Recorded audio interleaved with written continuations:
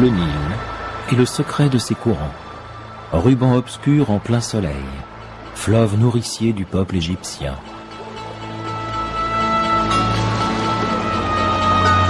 Bien avant qu'un pharaon ne donne naissance à une civilisation en posant sur ses rives brunes les premières pierres de monuments extraordinaires, le Nil coulait déjà paisiblement. Il est à l'époque source de vie pour les peuplades de vagabonds qui ont choisi de s'établir sur ces terres fertiles. On y trouve en abondance poissons, oiseaux, ainsi que le gros gibier que sont les crocodiles et autres hippopotames. À chaque printemps, le fleuve sort de son lit pour déposer alentour sa couche d'alluvions sombres et riches, notamment en orge sauvage. C'est essentiellement à l'aide de pierres effilées et de pointes de flèches que la population préhistorique des bords du Nil exploite ce don de la nature. La vie tout entière dépend du fleuve, au point que l'historien grec Hérodote écrira plus tard de l'Égypte qu'elle est le cadeau du Nil et le temple du monde. Graver sa marque sur les rochers des falaises ou des déserts de la vallée du Nil, c'est l'assurance de l'offrir à la postérité. C'est ainsi que 3000 ans avant Jésus-Christ apparaissent sur ces terres les figures principales de l'ancienne civilisation égyptienne, les pharaons.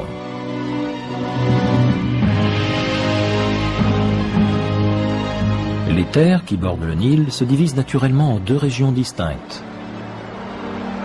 Le segment le plus étroit de la vallée qui s'étend en direction du nord du continent africain s'appelle la Haute-Égypte, alors que la région luxuriante du delta du Nil, dont les multiples bras se jettent dans la Méditerranée, se nomme la Basse-Égypte. Toutes deux forment le pays d'Égypte que nous connaissons. Protégée par les déserts qui l'enserrent, la vallée haute et étroite du Nil avec ses monuments, la trace de ses inscriptions et le développement d'une religion et d'une philosophie mystique est la terre des pharaons. Le mot pharaon signifie simplement belle et grande maison. Les pharaons ont pour mission d'imposer leur suprématie spirituelle et politique sur tout être vivant sous leur autorité.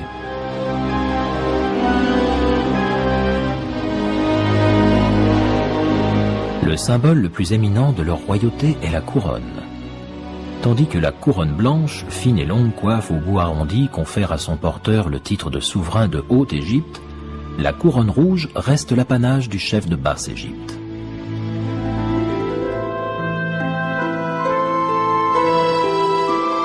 Seul le pharaon de toute l'Égypte a le privilège de porter les deux couronnes à la fois. Deux accessoires d'apparat accompagnent les pharaons: la houlette et le fléau.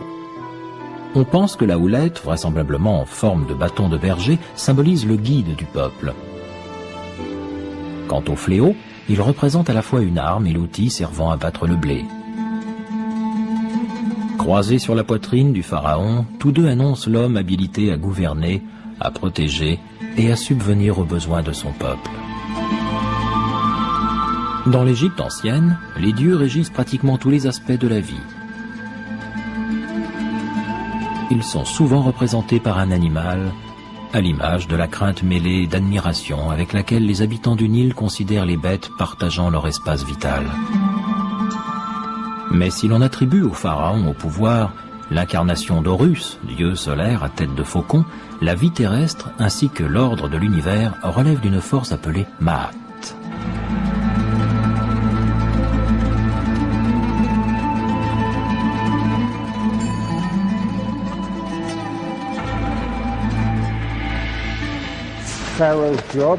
On pourrait dire que la tâche du pharaon consistait à faire en sorte que tout s'accorde avec le Ma'at.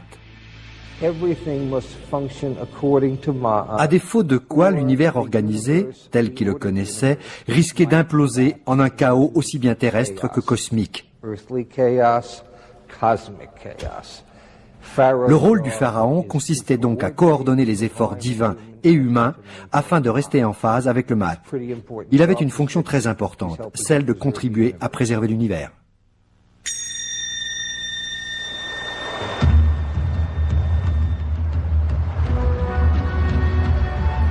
Le début de la civilisation égyptienne remonte à 3150 avant Jésus-Christ avec l'unification des Hautes et Basses Égyptes sous l'égide d'un roi guerrier peu après sa conquête de l'ennemi sur les terres fertiles de Paparias.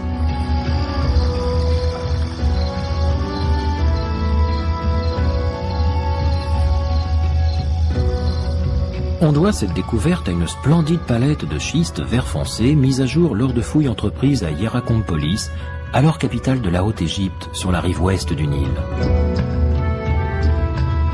Connue sous le nom de palette de Narmer, cette plaque gravée en 3000 avant Jésus-Christ constitue à ce jour le plus vieux document historique sur l'Égypte. Voici une copie de la palette de Narmer, à peu près au tiers de sa taille réelle. Le plus grand personnage figurant sur cette palette est le roi lui-même. Vous le voyez ici, revêtu d'un kilt orné d'une queue de taureau, accessoire caractéristique des pharaons. Il est coiffé d'une couronne blanche, propre à la région de Haute-Égypte. Il brandit une massue, ici, pour frapper l'ennemi étranger. L'interprétation de cette plaque a permis d'établir que le pharaon Narmer était le roi responsable de l'unification du pays. Ce que je tiens là est par conséquent un document essentiel. Ce pharaon doit son nom au hiéroglyphe attenant à sa représentation. Un burin surmonté d'un poisson-chat, donnant le mot Narmer, et pour traduction littérale, poisson-chat en colère. C'est vrai que ça peut nous paraître plutôt drôle, mais il faut savoir que le Nil renferme plusieurs espèces de poissons-chats électriques capables d'infliger des décharges très douloureuses. Et je pense que ce nom-là prend là tout son sens. La légende veut qu'après avoir livré bataille, le roi ait brûlé le village ennemi et tué chacun de ses soldats. C'est ce que nous révèle la scène sculptée au dos de cette palette de Narmer. Face au roi et aux disciples d'Horus figurent les restes d'un champ de bataille, avec des rangées d'individus décapités, leurs têtes entre les jambes.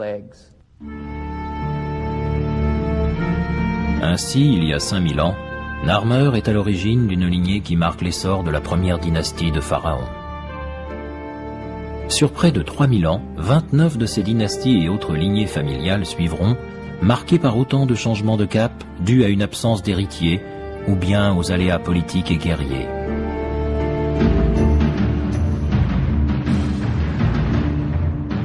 Il est probable qu'afin d'asseoir sa conquête, le pharaon Narmer ait épousé une princesse originaire du Nord. Il remonte alors le Nil pour fonder son lieu de résidence sur un site connu sous le nom de Mur Blanc. En 3050 avant Jésus-Christ, au même endroit, son fils lui succède. Celui-ci, dont le nom retrouvé sur un simple tesson de poterie signifie « faucon qui combat », est le pharaon Or-Aa. Il est probable qu'Or-Aa ait hérité d'un système dans lequel la plupart des principes de la royauté égyptienne étaient déjà bien ancrés. Après lui, la position de roi est devenue plus importante. Ainsi, la plus grande réalisation d'Or-Aa reste la fondation de la ville de Memphis sur l'ancien lieu de résidence de son père. Cette ville va s'étendre et devenir la capitale politique et religieuse de l'Égypte ancienne. Construite à partir de boue et de bois, elle n'a laissé que très peu de vestiges. L'historien Manéthon nous révèle au IIIe siècle avant Jésus-Christ sa perception de cette ville au mur blanc. Memphis est de loin la plus grande ville que j'ai jamais vue. Une enceinte colossale d'un blanc calcaire éclatant entoure la ville. À l'intérieur, de nombreux temples émergent au-dessus d'une incroyable prolifération de maisons de briques marron. Une armée de statues gigantesques se dresse tout autour. Le pharaon et sa famille habitent un palais dans l'enceinte de la ville. L'intérieur, peint de couleurs vives, illustre des scènes de la vie égyptienne. Les plafonds en poutre reposent sur d'énormes colonnes de pierre.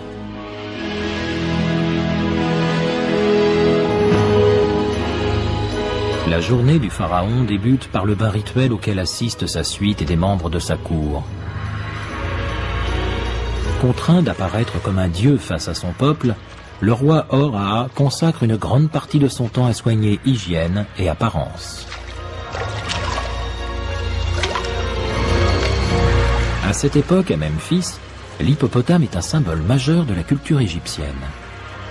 Sa chasse à travers les marécages qui bordent le Nil est le sport couramment pratiqué par les nobles et les pharaons comme le roi Hora.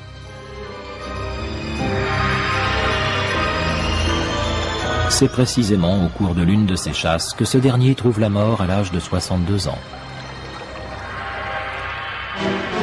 La légende, racontée par un prêtre de l'Antiquité, veut qu'il ait été emporté dans la gueule d'un hippopotame. Mais est-il réellement décédé de cette manière?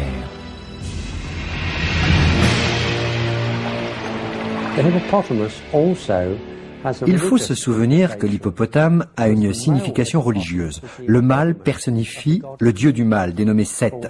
C'est un prêtre qui a permis de transmettre cette histoire et l'on se demande s'il n'y a pas derrière elle, d'une manière ou d'une autre, l'image du roi emporté par une incarnation du mal. Peut-être que le pharaon n'est-il mort à 62 ans que de sa belle mort. Une mort que les anciens ont préféré attribuer au dieu Seth, responsable également des violentes tempêtes du désert et dont ils sont habitués à solliciter la clémence. Il est probable qu'on n'en saura jamais plus sur la cause réelle de sa disparition. On pourra toujours partir à la recherche de quelques indices en visitant sa tombe située sur l'emplacement d'un ancien cimetière à l'entrée du désert.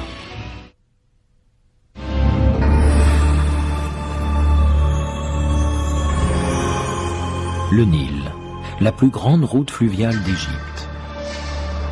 Depuis la mort du premier pharaon Hora, vers 3010 avant Jésus-Christ, de rapides embarcations faites de roseaux, à la proue arquée et au voile carré en toile de lin se sont mises à circuler sur ces eaux. C'est probablement à bord de l'un de ces bateaux poussés par les vents de la Méditerranée que la dépouille mortelle d'Hora aura parcouru les quelques 480 km qui séparent vers le sud son palais de Memphis du lieu saint d'Abydos.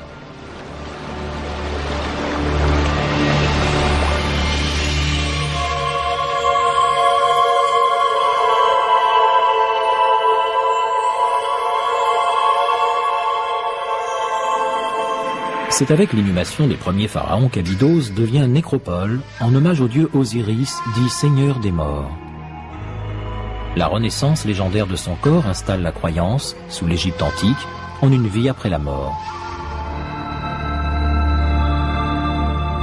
12 mètres sous la surface du désert reposent ainsi les restes de l'Osirien, temple d'Abydos, où les Égyptiens anciens venaient rendre leur culte au dieu de la résurrection.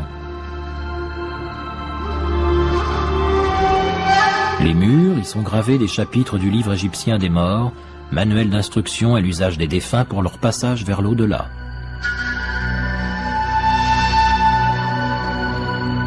Les cadavres, enterrés pour la plupart simplement dans des fosses peu profondes, se flétrissent très rapidement sous l'effet asséchant du sable.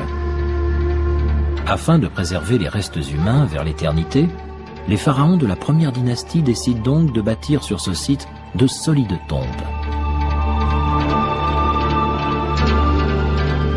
C'est pour eux l'assurance d'une pérennité aux côtés de leur Dieu, à travers laquelle ils pourront continuer à régner, ainsi qu'à maintenir l'ordre de l'univers.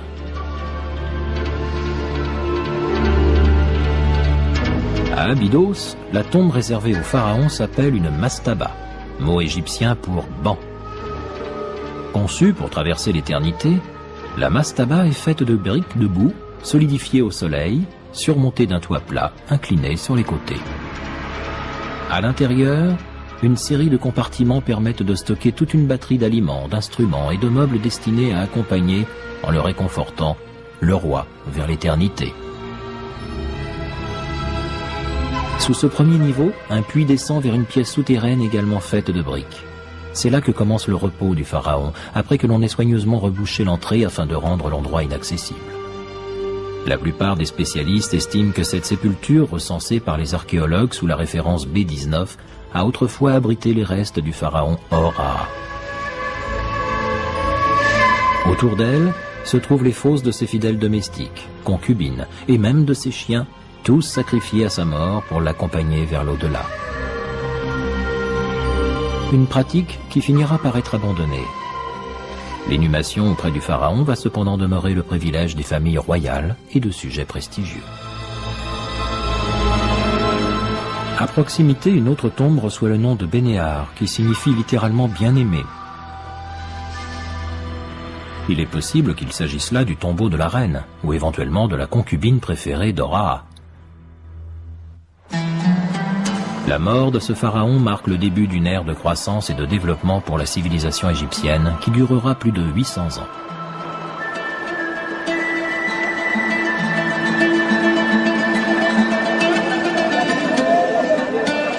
Memphis devient le centre de la vie culturelle et commerciale du pays. C'est là que s'échangent les animaux d'élevage et légumes venus de Haute-Égypte comme l'or, l'ivoire et les pierres précieuses en provenance de Nubie. Des statuettes de bois rappellent certaines scènes de la vie antique. On apprend ainsi que l'orge moulue puis malaxée sous forme de pâte permet de produire du pain en très grande quantité.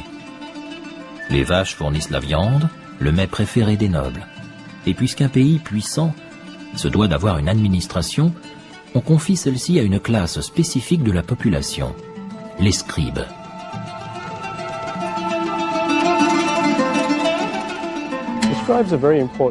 Le rôle des scribes était prépondérant. Ils représentaient la classe officielle, celle des bureaucrates incarnant le gouvernement et rendant la culture égyptienne possible. Si le pharaon était bien le chef suprême, il lui fallait néanmoins disposer d'une structure capable de mettre en œuvre ses décisions. Il faut aussi garder présent à l'esprit que seuls 5% de la population savaient lire et écrire.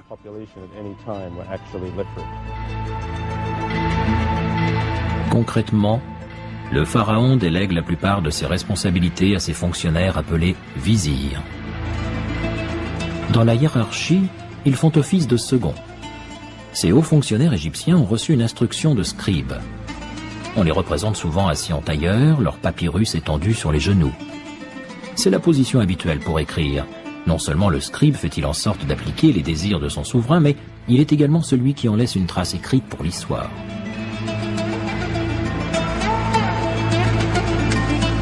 À la fin de la seconde dynastie, en 2700 avant Jésus-Christ, on apprend d'une liste royale nommée la Table d'Abydos que pas moins de 22 pharaons ont régné sur l'Égypte depuis qu'Ora a fondé Memphis. Seule la signification littérale de leur nom nous permet d'en deviner un peu plus sur ces personnages.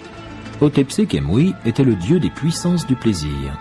Seth-Périm-Saint régnait sur les arts.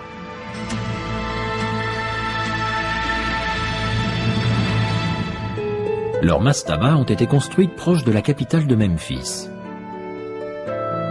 L'architecture de ces édifices se fait à la fois plus imposante et plus complexe. Certaines tombes atteignent plus de 5 mètres de hauteur et comportent jusqu'à 70 pièces. La conception sans cesse plus élaborée des monuments funéraires de ces puissants pharaons témoigne d'un savoir, d'une richesse et d'une confiance accrue dans l'architecture. Cette tendance à l'esthétisme et à l'excellence trouve son point d'orgue ici, à Saqqara.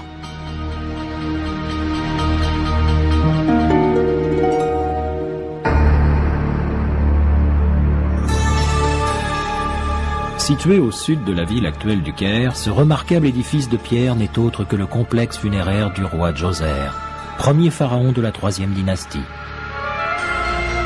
Sous le règne de Djoser, qui débute vers 2630 avant Jésus-Christ, le pouvoir du pharaon est absolu. Tout le monde, du plus prestigieux des fonctionnaires à l'esclave le plus anonyme, dépend de ses ordres. Djoser, dont le nom signifie « le plus sacré », est le premier pharaon à explorer les vastes richesses minières de la péninsule du Sinaï, qui s'étend entre les golfes de Suez et d'Aqaba. Il découvre dans cette région d'immenses gisements de cuivre et de turquoise qui l'enrichissent encore davantage. Il envoie dès lors des émissaires remonter le Nil afin d'étendre son assise jusqu'à Aswan, au sud du pays. Pour proclamer son prestige absolu, il commandite la toute première pyramide d'Égypte. Une pyramide à degrés. Du haut de ses 60 mètres, ce monument à 6 niveaux domine un horizon d'ensemble funéraire au style élaboré.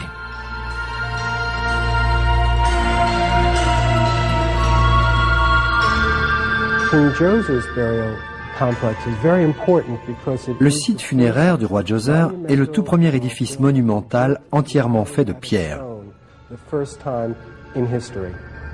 Il nous offre surtout de voir à quoi ressembleront dès lors les nécropoles en Égypte. La sépulture décrit clairement un escalier montant vers les cieux. En tant que réalisation architecturale, elle est un hommage au mystérieux architecte en chef et scribe du roi Djoser, Imhotep. Une inscription de l'époque atteste d'ailleurs de cet hommage. Porteur du sceau du roi d'Égypte, si proche de sa couronne, grand administrateur de sa suprême résidence, représentant même de sa majesté, grand prêtre d'Héliopolis, Imhotep, tu es aussi menuisier et sculpteur. Pour faire une comparaison plus moderne, on pourrait qualifier Imhotep de Léonard de Vinci de l'ancienne Égypte. Il était très doué. Il représentait absolument tout. Il arrivait juste après le roi, comme grand vizir et chef de l'État. Il était bardé de hauts titres, mais curieusement, on ne sait pas grand-chose sur lui. Mis à part son statut, on sait seulement qu'il était le génie responsable de la Grande Pyramide. La tombe qu'Imhotep réalise pour le pharaon Djoser reprend en la poussant au paroxysme la forme traditionnelle de la mastaba. En assemblant des centaines de milliers de blocs de calcaire blanc, Imhotep empile en réalité 6 mastabas les unes sur les autres, dont la taille diminue au fur et à mesure que l'on monte. Le résultat n'est autre qu'un monument spectaculaire, visible à des dizaines de kilomètres à la ronde.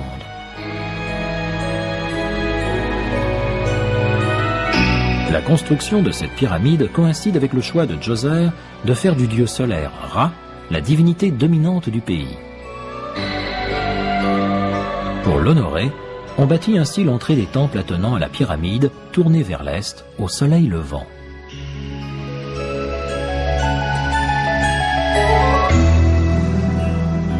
Un mur d'enceinte de 9 mètres de haut, truffé de fausses entrées, protège le complexe. Le site sert de cadre aux fêtes du Hebsed, un ensemble de cérémonies célébrant le pharaon comme symbole magique de fertilité. Celui-ci doit y suivre un parcours rituel symbolisant les 4 coins de l'Égypte. À l'intérieur de l'une des galeries de la pyramide, un relief représente Djoser dans sa frénésie d'un parcours rythmé par les incantations de sa cour.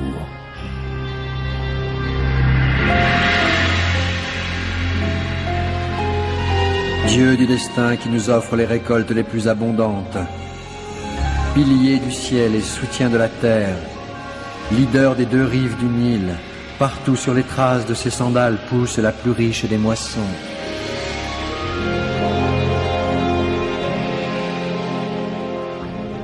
La fête du Hebsed avait lieu à peu près tous les 30 ans du règne d'un même pharaon.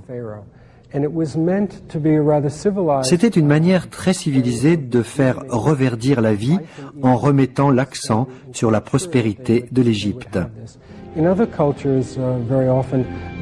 Si dans d'autres cultures, on préférait tuer le roi pour le remplacer par un plus jeune, les Égyptiens, eux, célébraient tranquillement leur rituel, toujours à côté de leur roi.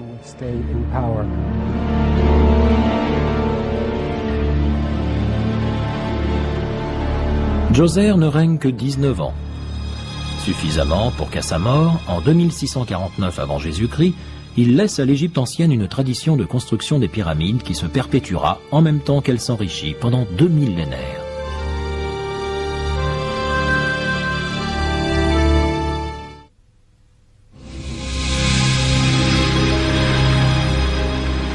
Les écrivains anciens qui nous ont transmis l'histoire de l'Égypte nous apprennent que cette 3e dynastie, restée célèbre pour la toute première pyramide de Djoser, s'éteint en 2613 avant Jésus-Christ.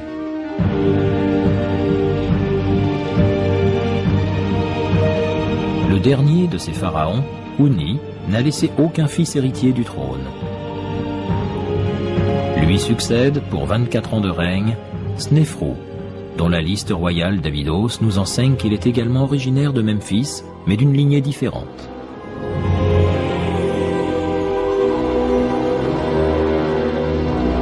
Son mariage avec la sœur du pharaon Houni, Hétep-Hérès, marque le début de la 4e dynastie en même temps qu'il unit 2 filiations différentes. Une dynastie qui durera plus de 400 ans, partagée entre 17 pharaons différents.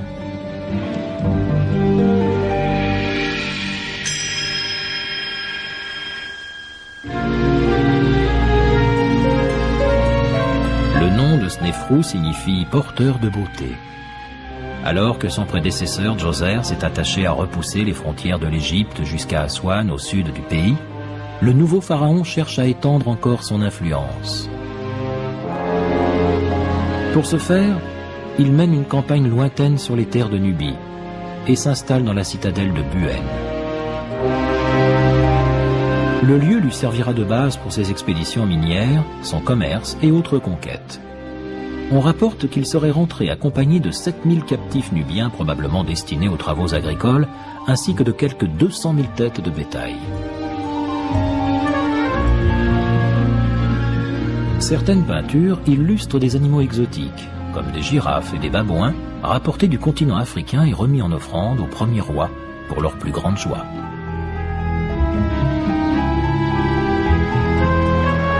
Tout porte à croire qu'à l'instar de son prédécesseur, Snéfrou ait cherché à exploiter la richesse minière du golfe de Suez. Cette sculpture célèbre une incursion dans les mines de turquoise de la péninsule du Sinaï, où l'on voit Snéfrou tuer un ennemi. L'inscription décrit le pharaon comme un grand dieu lancé à la conquête des terres étrangères. Le bois d'œuvre et de charpente est une autre de ces matières premières très recherchées. On en a besoin en quantité afin de construire les meubles et les poutres des résidences bourgeoises. Mais ce bois manque en Égypte et il faut aller se le procurer par-delà les mers. Forts de leur expérience de navigateurs sur le Nil, les Égyptiens deviennent les premiers et meilleurs marins de l'Antiquité. C'est sous le règne de Snéfrou qu'ils s'embarquent pour la première fois à la recherche de bois de cèdre. Le pharaon ordonne la construction de 60 navires marchands. Bientôt, des flottes de gracieux voiliers font route vers l'ancienne Byblos, aujourd'hui Djebaï, au Liban. L'un des scribes de Snéfrou parle même de 40 navires remplis de rondins de cèdre. Les inscriptions murales de l'époque nous enseignent aussi que Snéfrou place ses hauts fonctionnaires dans des propriétés faites de briques et de rondins de cèdre. Il reste cependant attentif à ce qu'elles soient suffisamment espacées les unes des autres afin que ses sujets ne soient pas tentés de se regrouper pour fonder leur propre royaume au sud du pays. Ce qui ne l'empêche pas pour autant de faire la fête quand bon lui semble.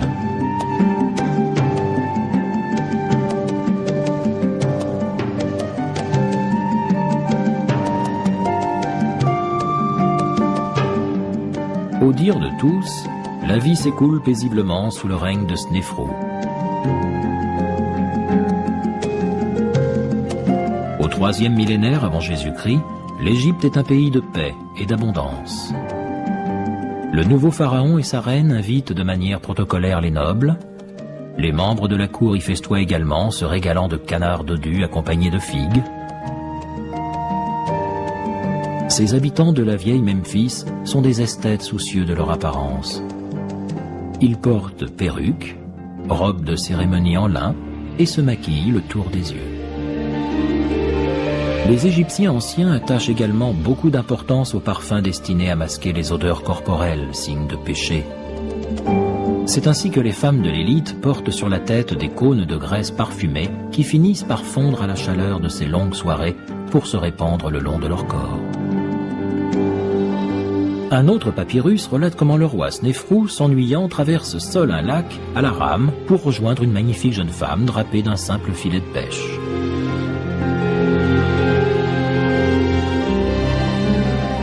Enfin, les Égyptiens anciens restent très attachés à leur passé, qu'incarne par définition l'esprit des défunts.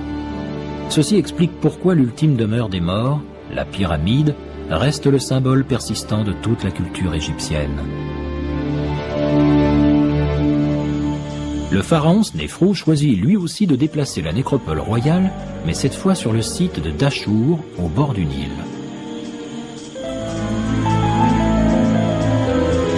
C'est là qu'il fait bâtir les premières véritables pyramides.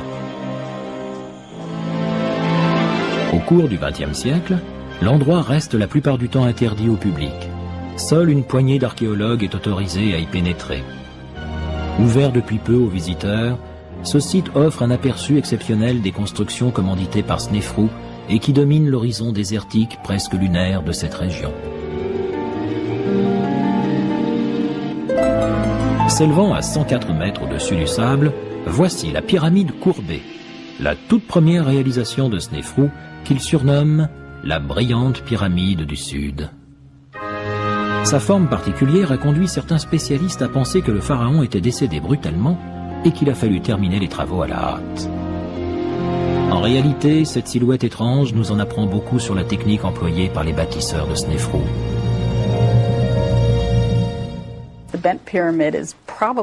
Ce type de pyramide est certainement ce qu'on appelle l'un des premiers grands demi-citrons de l'histoire. Lorsqu'ils ont commencé les travaux, les architectes égyptiens n'ont pas réalisé tout de suite que le sol ne supporterait pas le poids d'un tel monument.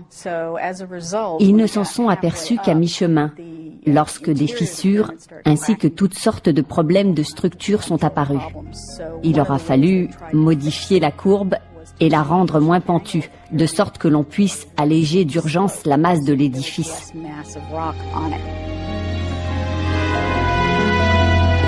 À l'intérieur, Snéfrou fait placer sur le mur d'une chambre ce relief de calcaire le représentant vêtu de la tenue du renouveau, ou fête du Hebsed. La double couronne confirme que l'on se trouve en présence du souverain des Hautes et Basses Égyptes. À l'extérieur, il supervise la construction d'une nécropole complexe dont subsiste encore une partie.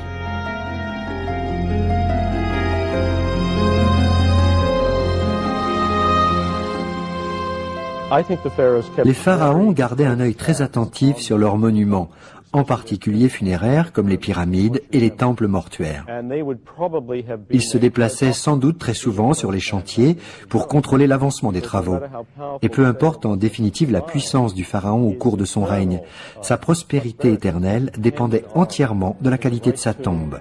À titre personnel, ces chantiers constituaient donc l'un des événements majeurs de leur règne. Et malheur à l'architecte en chef si le projet tournait mal, ce qui arrivait quelquefois. Tel est le destin de la pyramide courbée de Snéfrou. Ces salles resteront à jamais vides. Ces architectes ne seront pas pour autant punis. À presque 2 kilomètres au nord, ils réalisent un véritable chef-d'œuvre, l'édifice le plus saisissant qu'il soit donné de voir à Dachour, la pyramide rouge. Culminant à 105 mètres, c'est la toute première pyramide régulière construite au monde. Elle tient son nom de la roche à partir de laquelle on l'a bâtie. Riche en oxyde de fer, la pierre prend en effet une tournure rougeâtre sous le soleil du désert.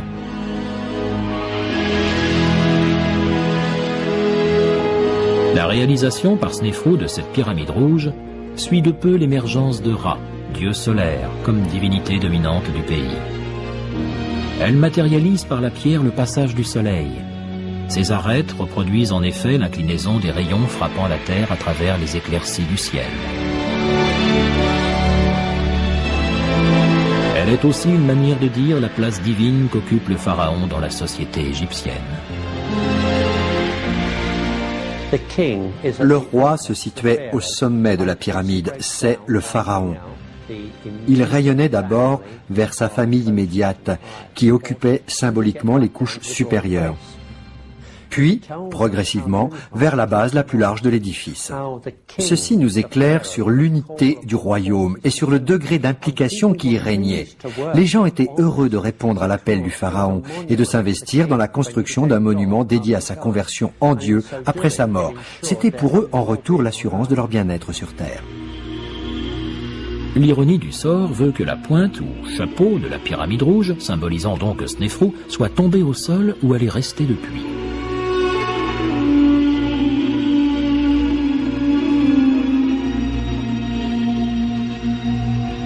Rahotep, grand prêtre de Snéfrou, et Nofret, sa femme, reposent dans une mastaba au sud de la pyramide.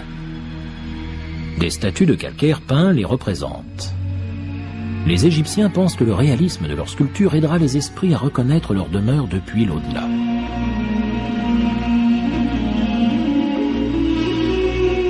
Les traits caractéristiques de ces œuvres nous offrent un regard tout à fait exceptionnel sur l'apparence physique de ces Égyptiens anciens. De manière anecdotique, les premiers explorateurs sont tellement saisis par la véracité de leurs yeux de verre qu'ils en laissent tomber leurs outils et s'enfuient. Leurs regards sont comme figés vers l'éternité. La solennité de leurs expressions est censée montrer leur confiance dans l'immortalité de par la relation directe qui les lie au pharaon. La femme, Nofret, a le statut de princesse. Rahotep, en plus de son titre de grand prêtre, se voit décrit par sa statue comme fils du roi de son État. Une inscription qui a conduit certains spécialistes à s'avancer sur le lien fort possible de filiation avec le pharaon Snéfrou.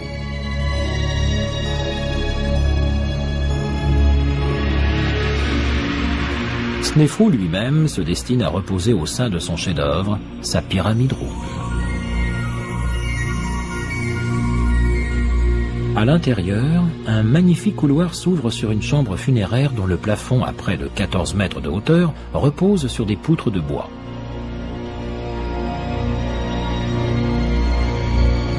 Pillée depuis bien longtemps, cette chambre renfermait, outre le corps de son royal occupant, d'inimaginables richesses. On pense à l'époque que le pharaon suit, à travers le puits de lumière, l'alternance des jours et des nuits. Mais depuis leur tombe de pierre, les cadavres se décomposent rapidement sous l'effet de la moisissure. Les Égyptiens anciens réalisent ainsi qu'ils ne font que détruire ce qu'ils espéraient préserver, et à la mort de Snéfrou, préfèrent considérer qu'il est devenu autre chose.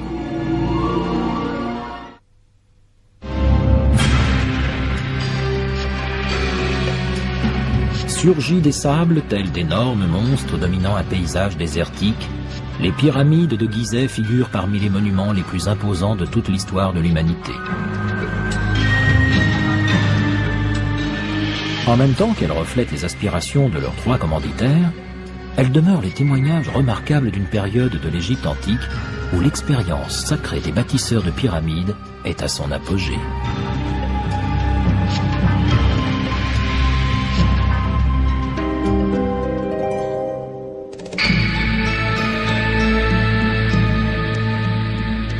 C'est sous la 4e dynastie que les pharaons entreprennent les projets de construction les plus ambitieux qui aient été.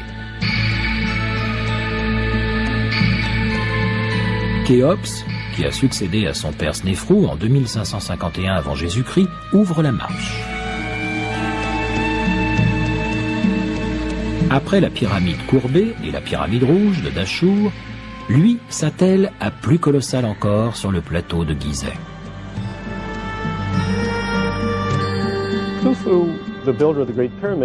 Khéops, bâtisseur de la Grande Pyramide, a la particularité d'avoir hérité d'un royaume à la fois puissant, centralisé et très stable.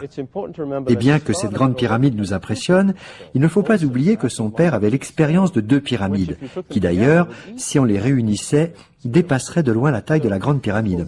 Khéops ne fait donc que perpétuer une tradition qui existait déjà avant lui. Avec ses 146 mètres de haut, la pyramide de Khéops dépasse la statue américaine de la Liberté, la cathédrale Saint-Pierre de Rome ou même une fusée Apollo sur sa rampe de lancement.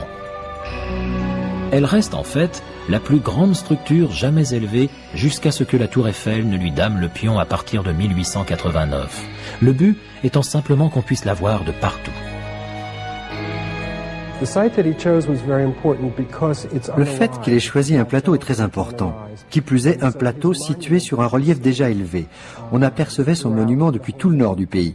Les 4 coins de la capitale, on pouvait aussi suivre l'avancée des travaux.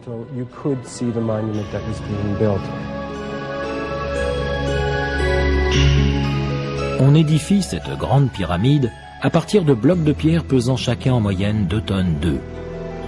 Plus de 2 300 000 de ces blocs viennent ainsi s'imbriquer dans un ordre si parfait qu'il est difficile de ne pas penser un seul instant à un projet d'ordre divin.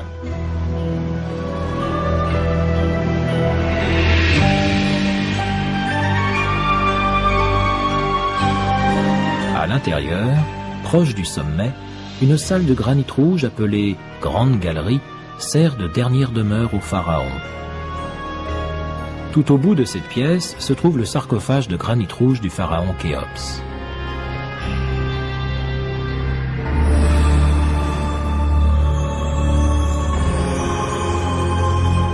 Le terme de sarcophage nous vient des mots grecs sark, la chair, et phage, manger. Ces cercueils de pierre sont, en d'autres termes, perçus comme des boîtes à manger la chair. Comment les Égyptiens sont-ils parvenus à extraire, tailler et déplacer une telle quantité de pierre vers le plateau de Gizeh? Depuis des siècles, la question continue de défier les spécialistes. Il n'y a à cette époque ni bête de somme, ni de roues suffisamment solides pour tracter et soulever autant de poids. Aussi, grâce à cette réalisation, Khéops devient-il symbole de puissance absolue. Hérodote, historien grec du 5e siècle, fait la chronique de l'extrême cruauté du pharaon. Khéops les a poussés aux confins de la misère, mais avant cela, il a pris soin de les extirper des temples pour éviter qu'ils ne s'y sacrifient. Puis il a ordonné à tous les Égyptiens de travailler à son projet. Certains étaient chargés de pousser les blocs de pierre depuis leur carrière des montagnes arabes jusqu'au Nil. Le peuple travaillait par immenses groupes de 100 000 personnes et par période de 3 mois. Il a fallu 20 ans pour bâtir la pyramide.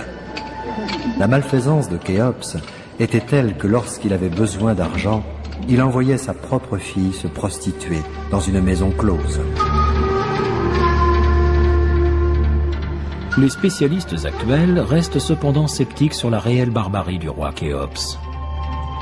L'idée selon laquelle Khéops était un souverain inhumain semble trouver son origine dans un texte daté d'une période bien plus tardive, et dans lequel on le décrit en réalité plus comme un souverain qui s'ennuie ou d'un tempérament indifférent que comme quelqu'un de véritablement cruel.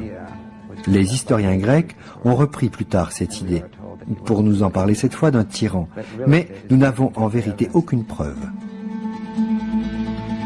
On dispose en effet de très peu d'écrits sur le commanditaire de la Grande Pyramide. Mis à part un buste de granit censé le représenter, seule une statuette d'ivoire à son effigie a traversé les millénaires jusqu'à nous.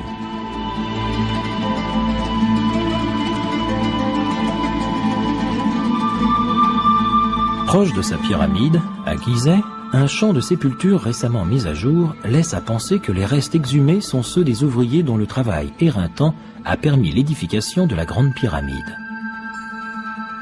Ces travailleurs eussent-ils été à proprement parler des esclaves, Khéops ne leur aurait certainement pas fait l'honneur de les enterrer si près de lui. On sait en revanche qu'au début de la 4e dynastie, non seulement la construction des pyramides est parvenue à un niveau technique très élevé, mais aussi que la pratique de l'embaumement a évolué vers un art mystique et ésotérique consistant à métamorphoser les cadavres en momies. Initiée à peu de choses près sous le règne de Snéfrou, la technique de la momification devient une étape essentielle dans la religion égyptienne. Il s'agit en effet de faire passer le pharaon défunt de son état de souverain terrestre à celui de roi céleste. On pense alors qu'en parvenant à conserver le corps du pharaon, on garde son esprit intact pour l'éternité. Un minutieux rituel d'embaumement vise à préserver le cadavre de sa décomposition ainsi qu'à lui rendre ses facultés afin qu'il puisse profiter de l'aménagement de sa tombe. Cette momification nous offre la possibilité, quelques 4000 ans plus tard, de découvrir les visages de ces pharaons et d'autres de leurs contemporains. Elle reste avant tout l'occasion de mesurer le caractère terrestre d'humain proclamé mi-roi, mi-dieu. Les analyses effectuées sur ces momies nous révèlent que les pharaons souffraient de calculs biliaires, de tuberculose, de polio, d'appendicite, de hernie, de pieds-bots et de choléra. Tout près de la pyramide de Khéops ont été découverts des puits remplis de mystérieux morceaux de bois de cèdre du Liban. En parvenant à rassembler les fragments, les archéologues découvrent un bateau de 43 mètres de long ayant probablement appartenu au successeur de Khéops en 2528 avant Jésus-Christ. Celui-ci n'est autre que son fils, Djedefré, dont le nom signifiant « rayon de lumière persistant » renvoie encore au fameux dieu solaire.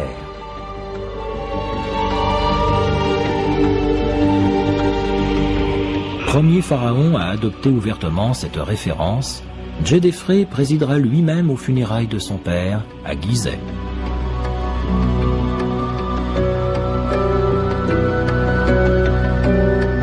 Le pharaon Djedefré gouverne 10 ans avant que son frère Képhren ne lui succède en 2520 avant Jésus-Christ. Képhren, dont la signification littérale d'apparition semblable à celle de Ra affirme davantage encore la référence au dieu solaire, débute immédiatement la construction d'une seconde pyramide sur le plateau de Gizeh. Tout laisse penser que les travaux de celle-ci, érigés à sa propre gloire et à l'ombre du monument de son père, se sont étalés sur les 30 années de son règne. Il semble que sous le règne de Képhren, les Égyptiens aient été également très prospères. Pourtant, certains ont avancé que le début de l'épuisement des ressources ainsi que la concentration de la population investie dans ces grands travaux était telle que la pauvreté a commencé à s'installer à peu près à cette époque en Égypte. L'accession de Képhren au pouvoir marque certainement un tournant dans l'histoire de la 4e dynastie débutée quelques 600 ans plus tôt. Le pharaon participe à l'enrichissement de la culture égyptienne en faisant bâtir un temple mortuaire au style raffiné, orné d'une splendide statue de lui-même, grandeur nature, et que protège le dieu faucon, Horus.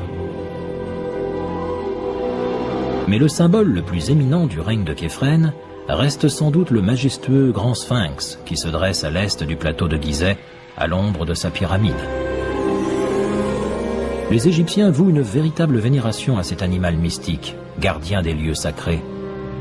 Il y a ainsi plus de 4500 ans, les ouvriers de Képhren sculptent un énorme lion de pierre auquel ils donnent le visage de leur roi. C'est le plus ancien portrait royal de cette taille que l'on connaisse.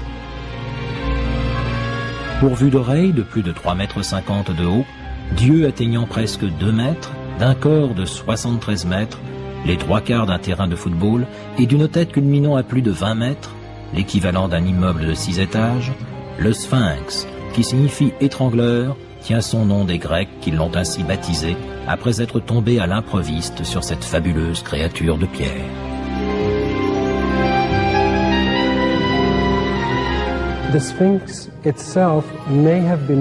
On est là dans une zone de carrière et il est probable que le sphinx ait été sculpté à partir du soubassement laissé par l'extraction de la pierre destinée à la construction de la pyramide.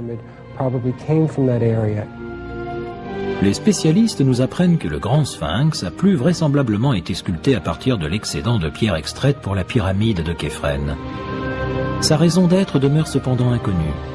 Seul, dans le silence du désert, accroupi face à son complexe de pyramides, le sphinx et son long regard de pierre nous défient en permanence sans jamais nous apporter de réponse claire. Pour tout indice, il nous reste ce visage érodé, usé par les intempéries et la marque du temps, fixant par-delà la plaine le soleil couchant. L'histoire, à son tour, nous dira qu'un jour ce même soleil s'est couché une toute dernière fois sur la fantastique dynastie des pharaons de Gizeh.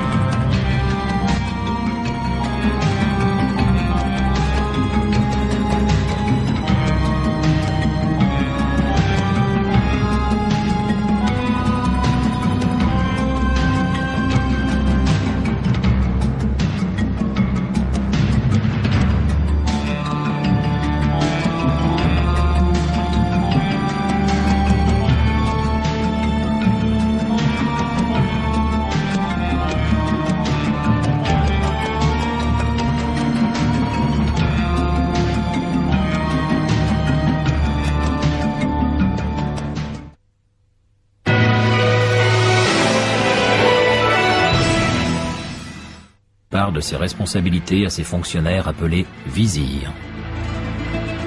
Dans la hiérarchie, ils font office de second. Ces hauts fonctionnaires égyptiens ont reçu une instruction de scribe.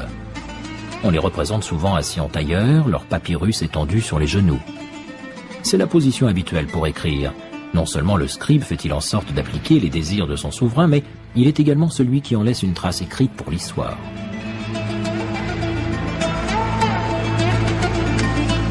À la fin de la seconde dynastie, en 2700 avant Jésus-Christ, on apprend d'une liste royale nommée la Table d'Abydos que pas moins de 22 pharaons ont régné sur l'Égypte depuis qu'Or-Aa a fondé Memphis. Seule la signification littérale de leur nom nous permet d'en deviner un peu plus sur ces personnages. Hotepsé-Khémoui était le dieu des puissances du plaisir. Seth Périm-Saint régnait sur les arts.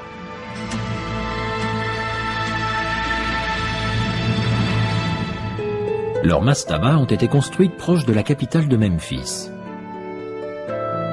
L'architecture de ces édifices se fait à la fois plus imposante et plus complexe. Certaines tombes atteignent plus de 5 mètres de hauteur et comportent jusqu'à 70 pièces.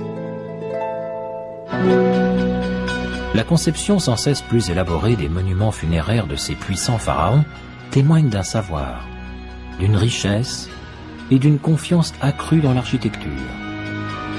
Cette tendance à l'esthétisme et à l'excellence trouve son point d'orgue ici, à Saqqara.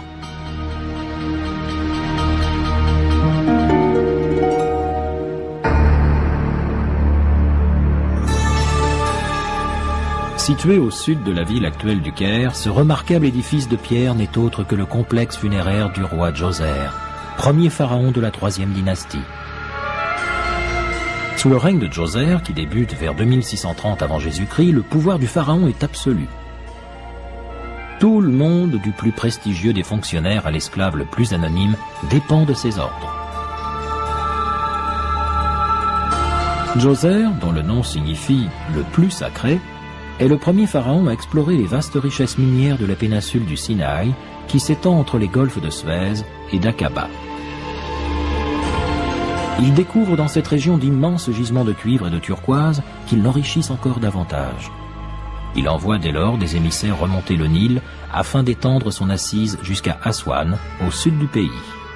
Pour proclamer son prestige absolu, il commandite la toute première pyramide d'Égypte. Une pyramide à degrés. Du haut de ses 60 mètres, ce monument à 6 niveaux domine un horizon d'ensemble funéraire au style élaboré.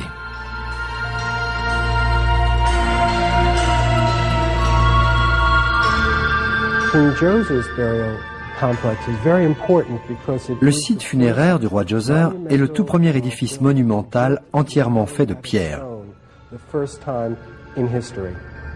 Il nous offre surtout de voir à quoi ressembleront dès lors les nécropoles en Égypte. La sépulture décrit clairement un escalier montant vers les cieux. En tant que réalisation architecturale, elle est un hommage au mystérieux architecte en chef et scribe du roi Djoser, Imhotep. Une inscription de l'époque atteste d'ailleurs de cet hommage. Porteur du sceau du roi d'Égypte, si proche de sa couronne, grand administrateur de sa suprême résidence, représentant même de sa majesté, grand prêtre d'Héliopolis, Imhotep, tu es aussi menuisier et sculpteur. Pour faire une comparaison plus moderne, on pourrait qualifier Imhotep de Léonard de Vinci de l'ancienne Égypte. Il était très doué. Il représentait absolument tout. Il arrivait juste après le roi. Le Nil est le secret de ses courants. Ruban obscur en plein soleil. Fleuve nourricier du peuple égyptien.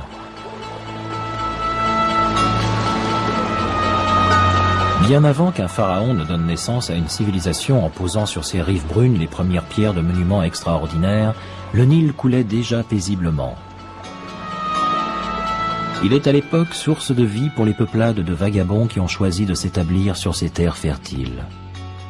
On y trouve en abondance poissons, oiseaux, ainsi que le gros gibier que sont les crocodiles et autres hippopotames. À chaque printemps, le fleuve sort de son lit pour déposer alentour sa couche d'alluvions sombres et riches, notamment en orge sauvage. C'est essentiellement à l'aide de pierres effilées et de pointes de flèches que la population préhistorique des bords du Nil exploite ce don de la nature.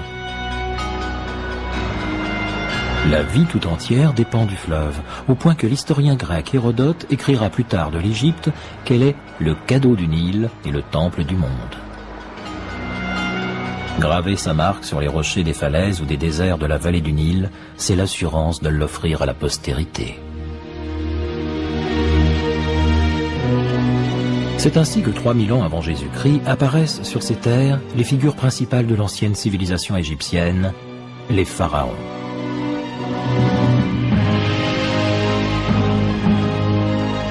Les terres qui bordent le Nil se divisent naturellement en deux régions distinctes. Le segment le plus étroit de la vallée qui s'étend en direction du nord du continent africain s'appelle la Haute-Égypte, alors que la région luxuriante du delta du Nil, dont les multiples bras se jettent dans la Méditerranée, se nomme la Basse-Égypte. Toutes deux forment le pays d'Égypte que nous connaissons. Protégée par les déserts qui l'enserrent, la vallée haute et étroite du Nil avec ses monuments, la trace de ses inscriptions et le développement d'une religion et d'une philosophie mystique est la terre des pharaons. Le mot pharaon signifie simplement belle et grande maison. Les pharaons ont pour mission d'imposer leur suprématie spirituelle et politique sur tout être vivant sous leur autorité.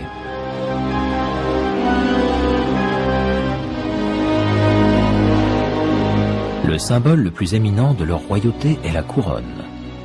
Tandis que la couronne blanche, fine et longue coiffe au bout arrondi confère à son porteur le titre de souverain de Haute-Égypte, la couronne rouge reste l'apanage du chef de Basse-Égypte.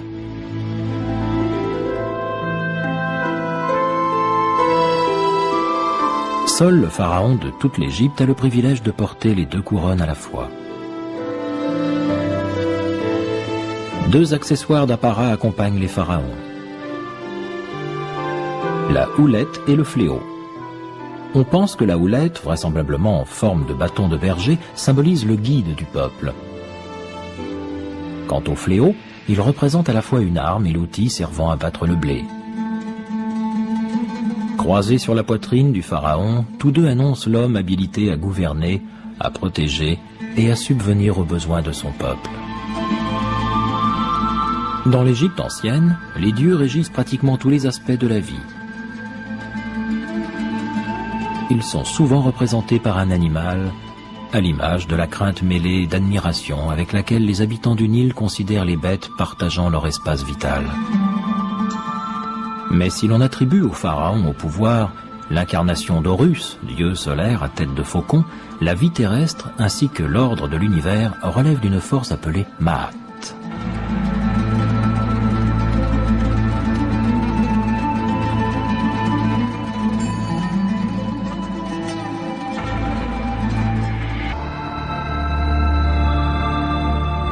« 12 mètres sous la surface du désert reposent ainsi les restes de l'Osirien, temple d'Abydos, où les Égyptiens anciens venaient rendre leur culte au dieu de la résurrection. Les murs y sont gravés des chapitres du livre égyptien des morts, manuel d'instruction à l'usage des défunts pour leur passage vers l'au-delà.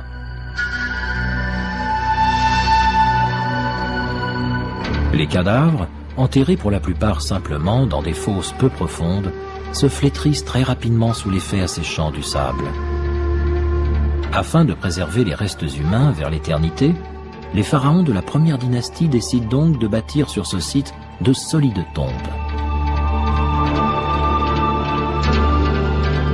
C'est pour eux l'assurance d'une pérennité aux côtés de leur Dieu, à travers laquelle ils pourront continuer à régner ainsi qu'à maintenir l'ordre de l'univers.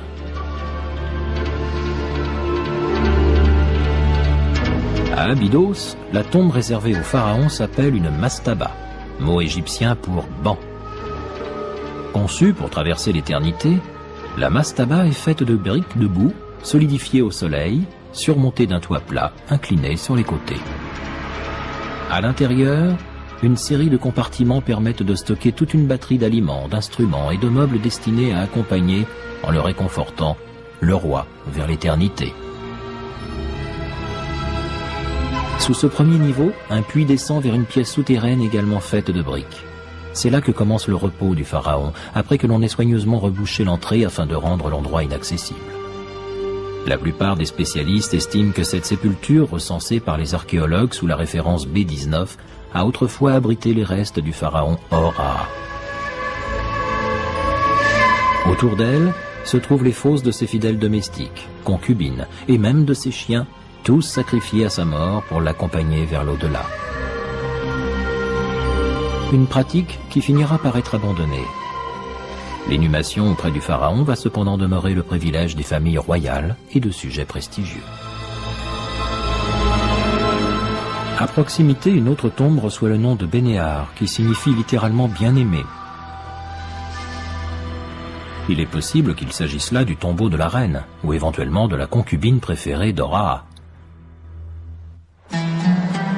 La mort de ce pharaon marque le début d'une ère de croissance et de développement pour la civilisation égyptienne qui durera plus de 800 ans.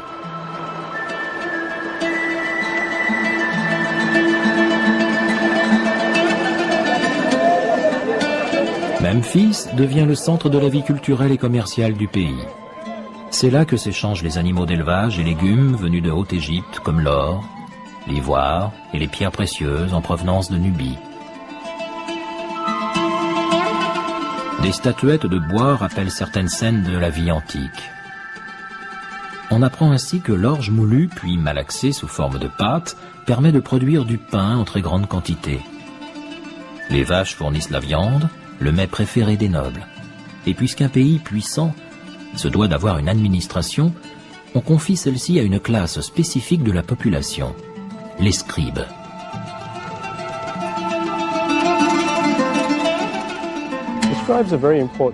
Le rôle des scribes était prépondérant. Ils représentaient la classe officielle, celle des bureaucrates incarnant le gouvernement et rendant la culture égyptienne possible.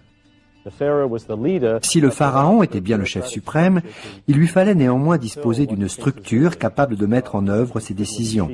Il faut aussi garder présent à l'esprit que seuls 5% de la population savait lire et écrire.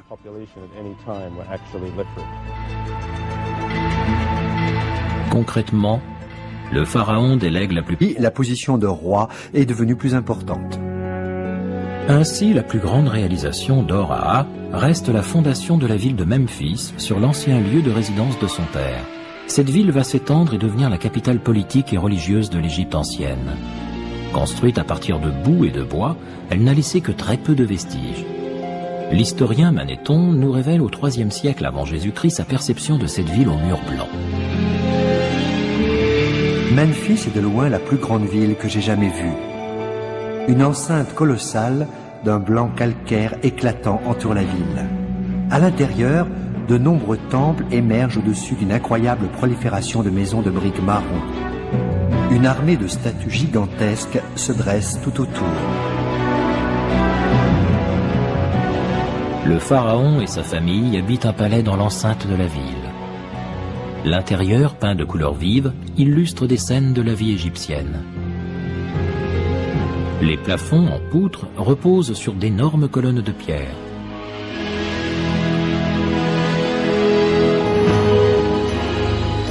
La journée du pharaon débute par le bain rituel auquel assistent sa suite et des membres de sa cour. Contraint d'apparaître comme un dieu face à son peuple, le roi Or-Aa consacre une grande partie de son temps à soigner hygiène et apparence. À cette époque, à Memphis, l'hippopotame est un symbole majeur de la culture égyptienne. Sa chasse à travers les marécages qui bordent le Nil est le sport couramment pratiqué par les nobles et les pharaons comme le roi Or-Aa.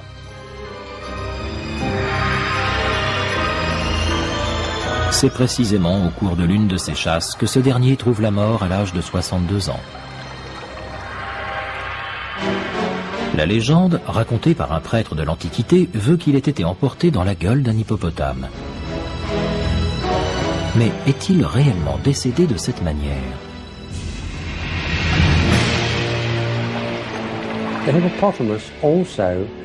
Il faut se souvenir que l'hippopotame a une signification religieuse. Le mâle personnifie le dieu du mal, dénommé Seth. C'est un prêtre qui a permis de transmettre cette histoire et l'on se demande s'il n'y a pas derrière elle, d'une manière ou d'une autre, l'image du roi emportée par une incarnation du mal. Peut-être que le pharaon n'est-il mort à 62 ans que de sa belle mort. Une mort que les anciens ont préféré attribuer au dieu Seth, responsable également des violentes tempêtes du désert et dont ils sont habitués à solliciter la clémence.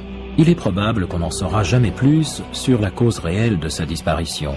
On pourra toujours partir à la recherche de quelques indices en visitant sa tombe située sur l'emplacement d'un ancien cimetière à l'entrée du désert.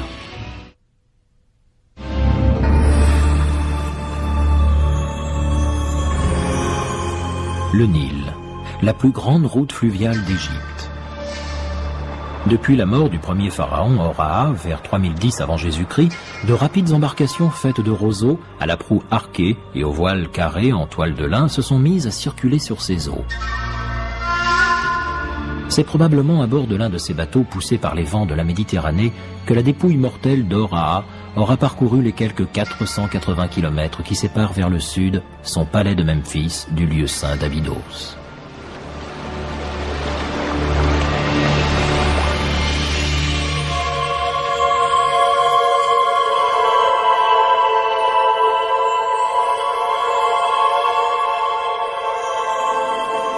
C'est avec l'inhumation des premiers pharaons qu'Abydos devient nécropole en hommage au dieu Osiris, dit seigneur des morts.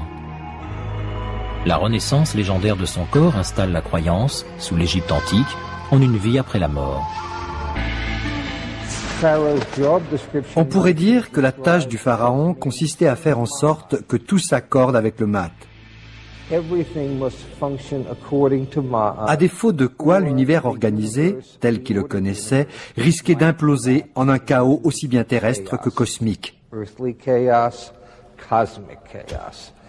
Le rôle du pharaon consistait donc à coordonner les efforts divins et humains afin de rester en phase avec le Maat.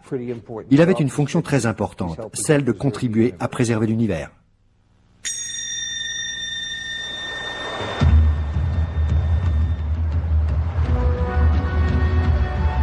Le début de la civilisation égyptienne remonte à 3150 avant Jésus-Christ avec l'unification des Hautes et Basses Égyptes sous l'égide d'un roi guerrier peu après sa conquête de l'ennemi sur les terres fertiles de Paparias.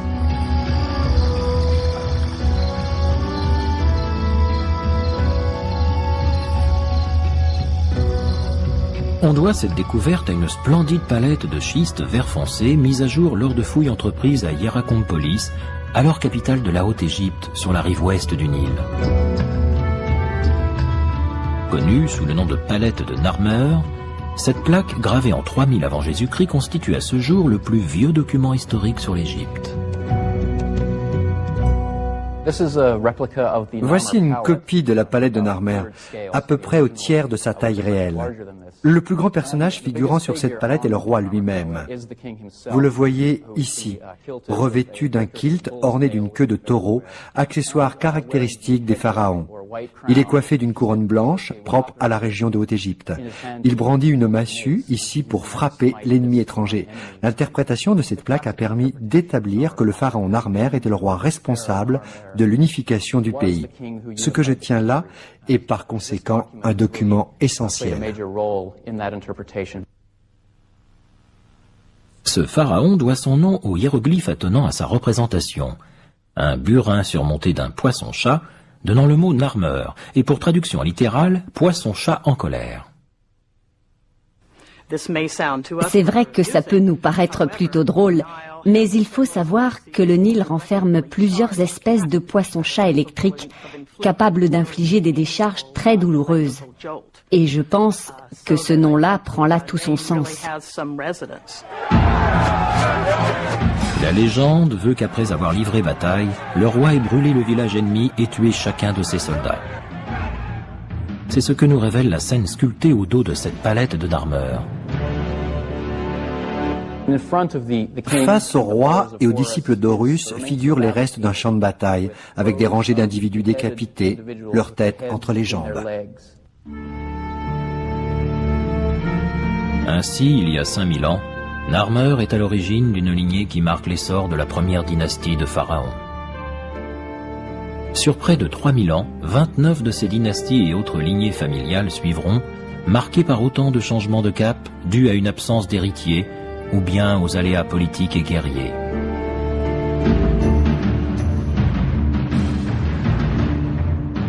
Il est probable qu'afin d'asseoir sa conquête, le pharaon Narmer ait épousé une princesse originaire du Nord. Il remonte alors le Nil pour fonder son lieu de résidence sur un site connu sous le nom de Mur Blanc. En 3050 avant Jésus-Christ, au même endroit, son fils lui succède.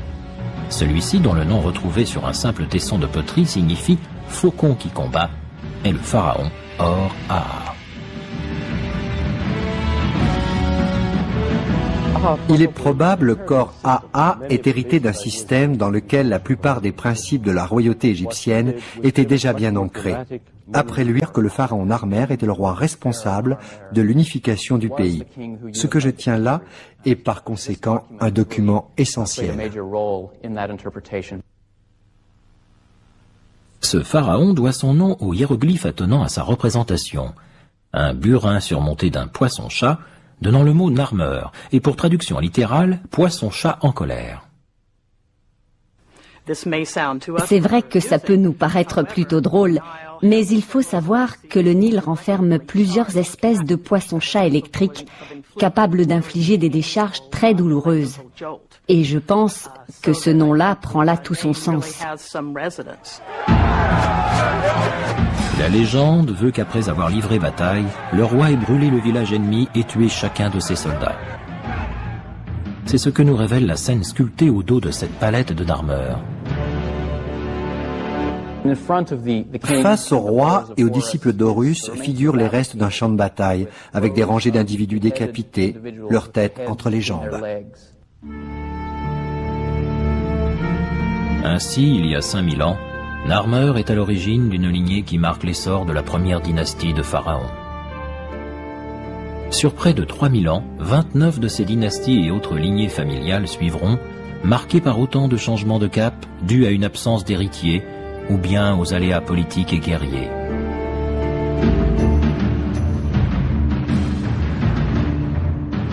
Il est probable qu'afin d'asseoir sa conquête, le pharaon Narmer ait épousé une princesse originaire du Nord. Il remonte alors le Nil pour fonder son lieu de résidence sur un site connu sous le nom de Mur Blanc. En 3050 avant Jésus-Christ, au même endroit, son fils lui succède. Celui-ci, dont le nom retrouvé sur un simple tesson de poterie signifie « faucon qui combat », est le pharaon Or-Aa.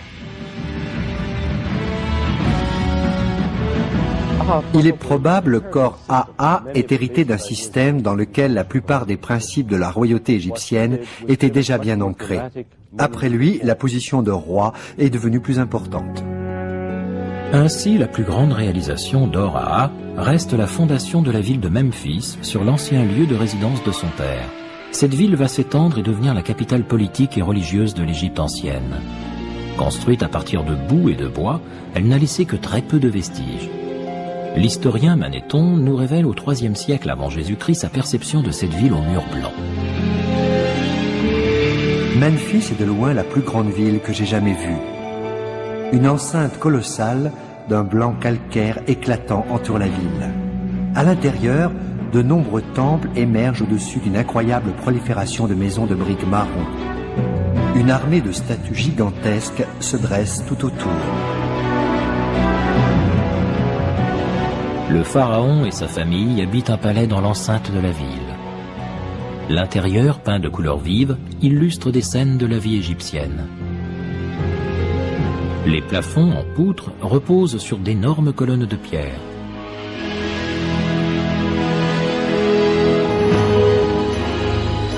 La journée du pharaon débute par le bain rituel auquel assiste sa suite et des membres de sa cour. Contraint d'apparaître comme un dieu face à son peuple, le roi Or-Aa consacre une grande partie de son temps à soigner hygiène et apparence. À cette époque, à Memphis, l'hippopotame est un symbole majeur de la culture égyptienne. Sa chasse à travers les marécages qui bordent le Nil est le sport couramment pratiqué par les nobles et les pharaons comme le roi Or-Aa.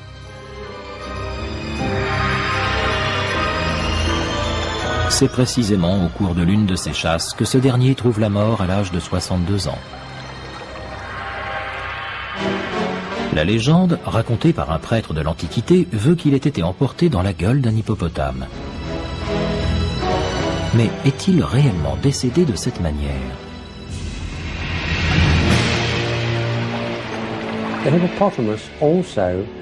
Il faut se souvenir que l'hippopotame a une signification religieuse. Le mâle personnifie le dieu du mal, dénommé Seth. C'est un prêtre qui a permis de transmettre cette histoire, et l'on se demande s'il n'y a pas derrière elle, d'une manière ou d'une autre, l'image du roi emportée par une incarnation du mal. Peut-être que le pharaon n'est-il mort à 62 ans que de sa belle mort. Une mort que les anciens ont préféré attribuer au dieu Seth, responsable également des violentes tempêtes du désert et dont ils sont habitués à solliciter la clémence. Il est probable qu'on n'en saura jamais plus sur la cause réelle de sa disparition. On pourra toujours partir à la recherche de quelques indices en visitant sa tombe située sur l'emplacement d'un ancien cimetière à l'entrée du désert.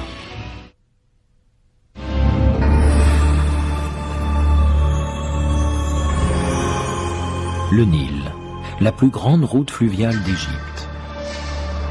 Depuis la mort du premier pharaon Horaa, vers 3010 avant Jésus-Christ, de rapides embarcations faites de roseaux, à la proue arquée et aux voiles carrées en toile de lin se sont mises à circuler sur ces eaux. C'est probablement à bord de l'un de ces bateaux poussés par les vents de la Méditerranée que la dépouille mortelle d'Horaa aura parcouru les quelques 480 km qui séparent vers le sud son palais de Memphis du lieu saint d'Abydos.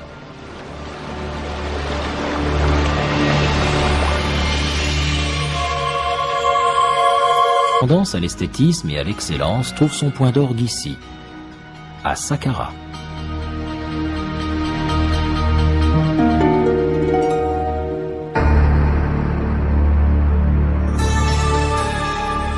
Situé au sud de la ville actuelle du Caire, ce remarquable édifice de pierre n'est autre que le complexe funéraire du roi Djoser, premier pharaon de la troisième dynastie. Sous le règne de Djoser, qui débute vers 2630 avant Jésus-Christ, le pouvoir du pharaon est absolu.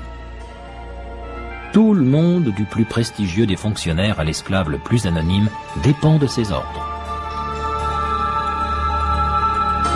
Djoser, dont le nom signifie « le plus sacré », est le premier pharaon à explorer les vastes richesses minières de la péninsule du Sinaï, qui s'étend entre les golfes de Suez et d'Aqaba. Il découvre dans cette région d'immenses gisements de cuivre et de turquoise qui l'enrichissent encore davantage. Il envoie dès lors des émissaires remonter le Nil afin d'étendre son assise jusqu'à Aswan, au sud du pays. Pour proclamer son prestige absolu, il commandite la toute première pyramide d'Égypte. Une pyramide à degrés. Du haut de ses 60 mètres, ce monument à 6 niveaux domine un horizon d'ensemble funéraire au style élaboré.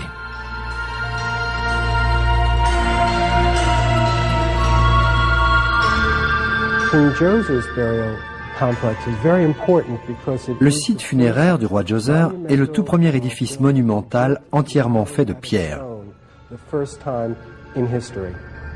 Il nous offre surtout de voir à quoi ressembleront dès lors les nécropoles en Égypte. La sépulture décrit clairement un escalier montant vers les cieux. En tant que réalisation architecturale, elle est un hommage au mystérieux architecte en chef et scribe du roi Djoser, Imhotep. Une inscription de l'époque atteste d'ailleurs de cet hommage. Porteur du sceau du roi d'Égypte, si proche de sa couronne, grand administrateur de sa suprême résidence, représentant même de sa majesté, grand prêtre d'Héliopolis, Imhotep, tu es aussi menuisier et sculpteur. Pour faire une comparaison plus moderne, on pourrait qualifier Imhotep de Léonard de Vinci de l'ancienne Égypte. Il était très doué. Il représentait absolument tout. Il arrivait juste après le roi, comme grand vizir et chef de l'État. Il était bardé de hauts titres, mais curieusement, on ne sait pas grand-chose sur lui. Mis à part son statut, on sait seulement qu'il était le génie responsable de la Grande Pyramide. La tombe qu'Imhotep réalise pour le pharaon Djoser reprend en la poussant au paroxysme la forme traditionnelle de la mastaba. En assemblant des centaines de milliers de blocs de calcaire blanc, Imhotep empile en réalité 6 mastabas les unes sur les autres, dont la taille diminue au fur et à mesure que l'on monte. Le résultat n'est autre qu'un monument spectaculaire, visible à des dizaines de kilomètres à la ronde.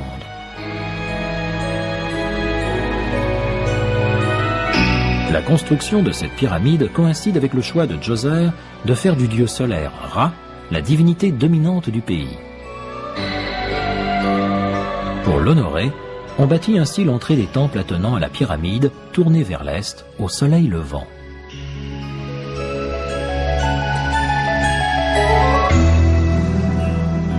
Un mur d'enceinte de 9 mètres de haut, truffé de fausses entrées, protège le complexe.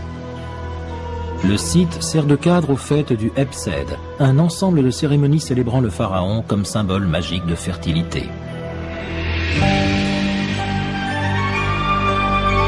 Celui-ci doit y suivre un parcours rituel symbolisant les 4 coins de l'Égypte. À l'intérieur de l'une des galeries de la pyramide, un relief représente Djoser dans sa frénésie d'un parcours rythmé par les incantations de sa cour.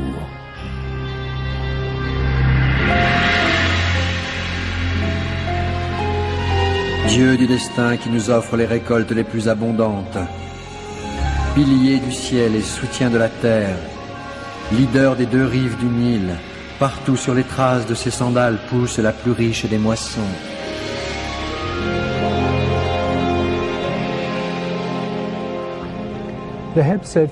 La fête du Hebsed avait lieu à peu près tous les 30 ans du règne d'un même pharaon. C'était une manière très civilisée de faire reverdir la vie en remettant l'accent sur la prospérité de l'Égypte. Si dans d'autres cultures, on préférait tuer le roi pour le remplacer par un plus jeune, les Égyptiens, eux, célébraient tranquillement leur rituel, toujours à côté de leur roi.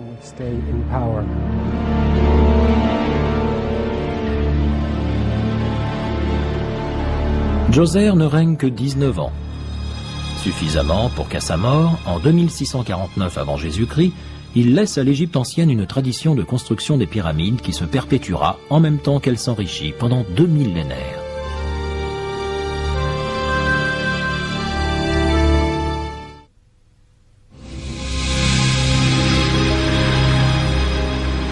Les écrivains anciens qui nous ont transmis l'histoire de l'Égypte nous apprennent que cette 3e dynastie, restée célèbre pour la toute première pyramide de Djoser, s'éteint en 2613 avant Jésus-Christ.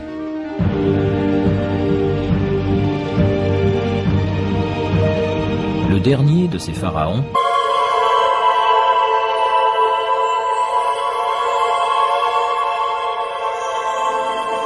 c'est avec l'inhumation des premiers pharaons qu'Abydos devient nécropole en hommage au dieu Osiris, dit seigneur des morts. La renaissance légendaire de son corps installe la croyance, sous l'Égypte antique, en une vie après la mort.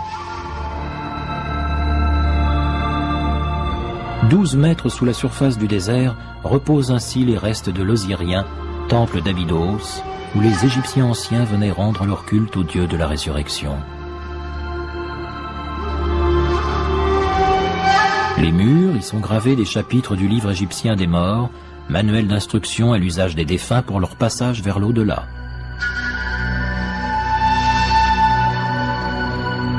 Les cadavres, enterrés pour la plupart simplement dans des fosses peu profondes, se flétrissent très rapidement sous l'effet asséchant du sable.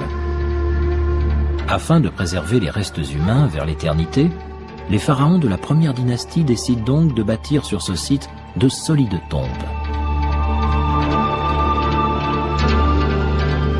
C'est pour eux l'assurance d'une pérennité aux côtés de leur Dieu, à travers laquelle ils pourront continuer à régner, ainsi qu'à maintenir l'ordre de l'univers.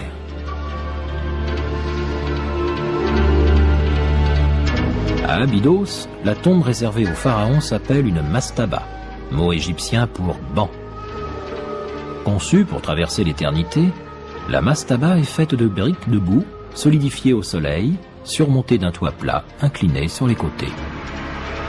À l'intérieur, une série de compartiments permettent de stocker toute une batterie d'aliments, d'instruments et de meubles destinés à accompagner, en le réconfortant, le roi vers l'éternité. Sous ce premier niveau, un puits descend vers une pièce souterraine également faite de briques. C'est là que commence le repos du pharaon, après que l'on ait soigneusement rebouché l'entrée afin de rendre l'endroit inaccessible. La plupart des spécialistes estiment que cette sépulture, recensée par les archéologues sous la référence B19, a autrefois abrité les restes du pharaon Hor-Ra. Autour d'elle se trouvent les fosses de ses fidèles domestiques, concubines, et même de ses chiens, tous sacrifiés à sa mort pour l'accompagner vers l'au-delà. Une pratique qui finira par être abandonnée. L'inhumation auprès du pharaon va cependant demeurer le privilège des familles royales et de sujets prestigieux. À proximité, une autre tombe reçoit le nom de Bénéar, qui signifie littéralement bien-aimé. Il est possible qu'il s'agisse là du tombeau de la reine, ou éventuellement de la concubine préférée d'Hor-Ra. La mort de ce pharaon marque le début d'une ère de croissance et de développement pour la civilisation égyptienne qui durera plus de 800 ans.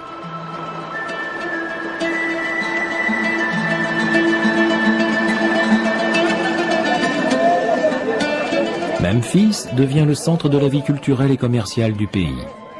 C'est là que s'échangent les animaux d'élevage et légumes venus de Haute-Égypte comme l'or, l'ivoire et les pierres précieuses en provenance de Nubie. Des statuettes de bois rappellent certaines scènes de la vie antique. On apprend ainsi que l'orge moulue puis malaxée sous forme de pâte permet de produire du pain en très grande quantité. Les vaches fournissent la viande, le mets préféré des nobles. Et puisqu'un pays puissant se doit d'avoir une administration, on confie celle-ci à une classe spécifique de la population, les scribes.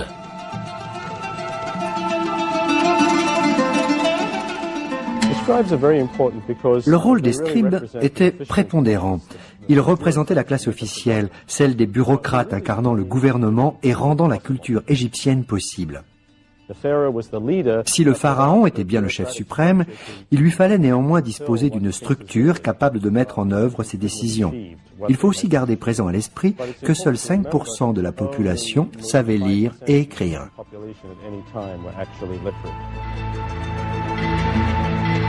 Concrètement, le pharaon délègue la plupart de ses responsabilités à ses fonctionnaires appelés vizirs. Dans la hiérarchie, ils font office de second. Ces hauts fonctionnaires égyptiens ont reçu une instruction de scribe. On les représente souvent assis en tailleur, leur papyrus étendu sur les genoux. C'est la position habituelle pour écrire. Non seulement le scribe fait-il en sorte d'appliquer les désirs de son souverain, mais il est également celui qui en laisse une trace écrite pour l'histoire.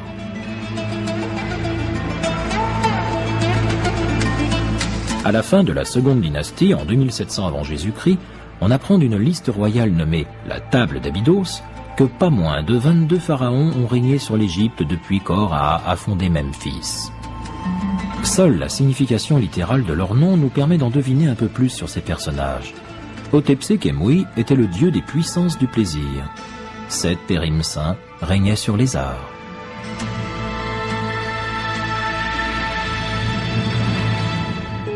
Leurs mastabas ont été construites proches de la capitale de Memphis. L'architecture de ces édifices se fait à la fois plus imposante et plus complexe. Certaines tombes atteignent plus de 5 mètres de hauteur et comportent jusqu'à 70 pièces. La conception sans cesse plus élaborée des monuments funéraires de ces puissants pharaons témoigne d'un savoir, d'une richesse et d'une confiance accrue dans l'architecture. Cet temps, Houni n'a laissé aucun fils héritier du trône. Lui succède, pour 24 ans de règne, Snéfrou, dont la liste royale d'Abydos nous enseigne qu'il est également originaire de Memphis, mais d'une lignée différente.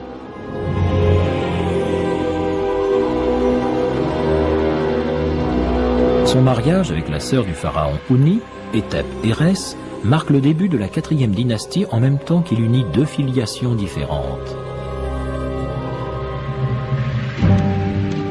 Une dynastie qui durera plus de 400 ans, partagée entre 17 pharaons différents.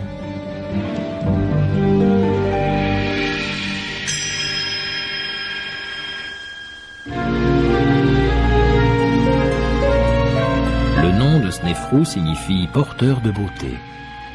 Alors que son prédécesseur Djoser s'est attaché à repousser les frontières de l'Égypte jusqu'à Aswan au sud du pays, le nouveau pharaon cherche à étendre encore son influence. Pour ce faire, il mène une campagne lointaine sur les terres de Nubie et s'installe dans la citadelle de Buen. Le lieu lui servira de base pour ses expéditions minières, son commerce et autres conquêtes. On rapporte qu'il serait rentré accompagné de 7000 captifs nubiens probablement destinés aux travaux agricoles, ainsi que de quelques 200 000 têtes de bétail. Certaines peintures illustrent des animaux exotiques, comme des girafes et des babouins, rapportés du continent africain et remis en offrande aux premiers rois pour leur plus grande joie.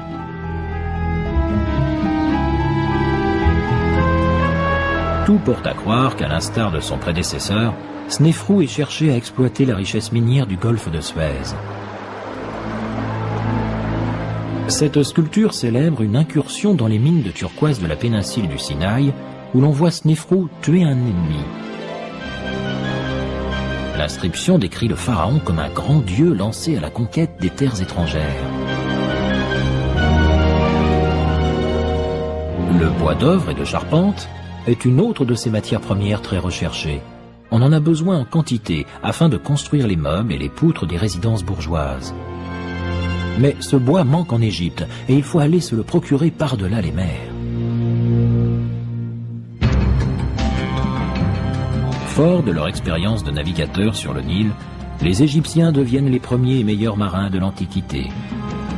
C'est sous le règne de Snéfrou qu'ils s'embarquent pour la première fois à la recherche de bois de cèdre. Le pharaon ordonne la construction de 60 navires marchands. Bientôt, des flottes de gracieux voiliers font route vers l'ancienne Byblos, aujourd'hui Djebaï, au Liban. L'un des scribes de Snéfrou parle même de 40 navires remplis de rondins de cèdre. Les inscriptions murales de l'époque nous enseignent aussi que Snéfrou place ses hauts fonctionnaires dans des propriétés faites de briques et de rondins de cèdre. Il reste cependant attentif à ce qu'elles soient suffisamment espacées les unes des autres afin que ces sujets ne soient pas tentés de se regrouper pour fonder leur propre royaume au sud du pays. Ce qui ne l'empêche pas pour autant de faire la fête quand bon lui semble.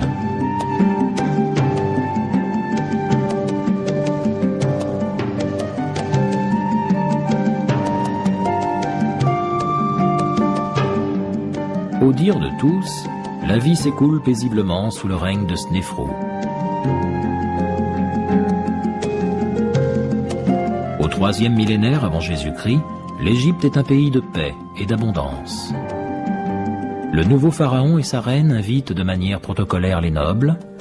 Les membres de la cour y festoient également, se régalant de canards dodus accompagnés de figues. Ces habitants de la vieille Memphis sont des esthètes soucieux de leur apparence. Ils portent perruques, robes de cérémonie en lin et se maquillent le tour des yeux. Les Égyptiens anciens attachent également beaucoup d'importance aux parfums destinés à masquer les odeurs corporelles, signe de péché. C'est ainsi que les femmes de l'élite portent sur la tête des cônes de graisse parfumée qui finissent par fondre à la chaleur de ces longues soirées pour se répandre le long de leur corps. Un autre papyrus relate comment le roi Snéfrou, s'ennuyant, traverse seul un lac à la rame pour rejoindre une magnifique jeune femme drapée d'un simple filet de pêche.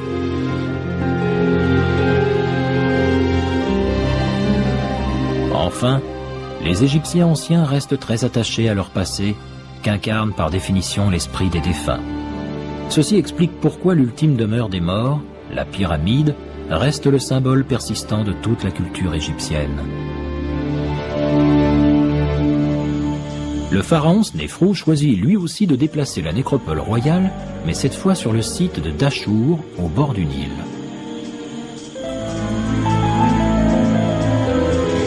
C'est là qu'il fait bâtir les premières véritables pyramides. Au cours du XXe siècle, l'endroit reste la plupart du temps interdit au public. Seule une poignée d'archéologues est autorisée à y pénétrer. Ouvert depuis peu aux visiteurs, ce site offre un aperçu exceptionnel des constructions commanditées par Snéfrou et qui dominent l'horizon désertique presque lunaire de cette région. S'élevant à 104 mètres au-dessus du sable, voici la pyramide courbée, la toute première réalisation de Snéfrou qu'il surnomme la brillante pyramide du Sud. Le Nil est le secret de ses courants, ruban obscur en plein soleil, fleuve nourricier du peuple égyptien. Bien avant qu'un pharaon ne donne naissance à une civilisation en posant sur ses rives brunes les premières pierres de monuments extraordinaires, le Nil coulait déjà paisiblement.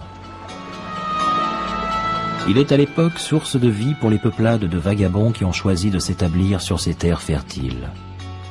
On y trouve en abondance poissons, oiseaux, ainsi que le gros gibier que sont les crocodiles et autres hippopotames.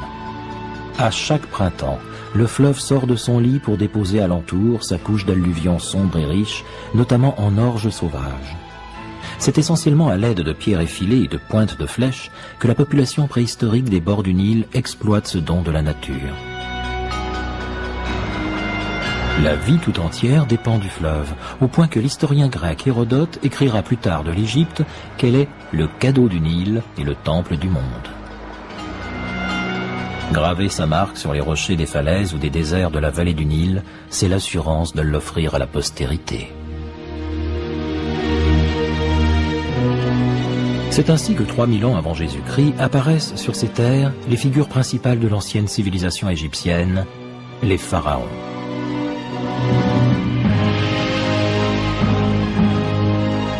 Les terres qui bordent le Nil se divisent naturellement en deux régions distinctes.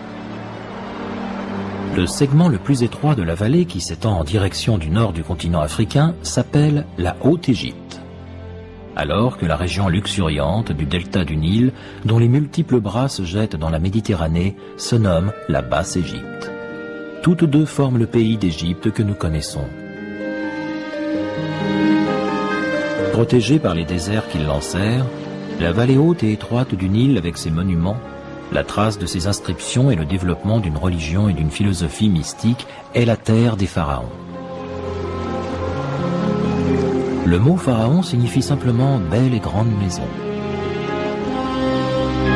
Les pharaons ont pour mission d'imposer leur suprématie spirituelle et politique sur tout être vivant sous leur autorité.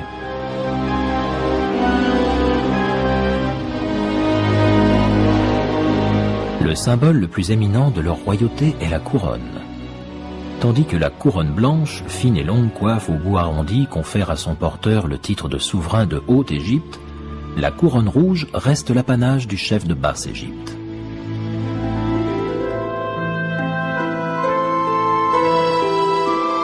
Seul le pharaon de toute l'Égypte a le privilège de porter les deux couronnes à la fois.